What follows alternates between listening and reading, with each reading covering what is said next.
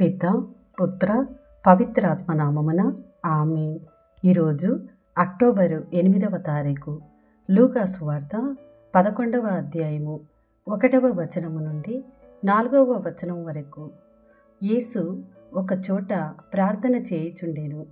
ప్రార్థన ముగియుట తోడనే ఆయన శిష్యుడు ఒకడు, ప్రభు, యోహాను తన శిష్యులకు నేర్పిన విధమున మీరును మాకు ప్రార్థన చేయుట నేర్పుడు అని అడిగెను. అందుకు ఆయన వారితో, మీరిట్లు ప్రార్థింపుడు: తండ్రి, నీ నామము పవిత్రపరపబడునుగాక, నీ రాజ్యము వచ్చునుగాక, మాకు కావలసిన అనుదిన ఆహారము మాకు ప్రతిదినము దయచేయుము, మా పాపములను క్షమింపుము, ఏలయన మేమును మా రుణస్థులందరూ క్షమించుచున్నాము, మమ్ము శోధనలలో చిక్కుకొననీయకుము అని చెప్పాను. ఇది ప్రభుని వాక్కు.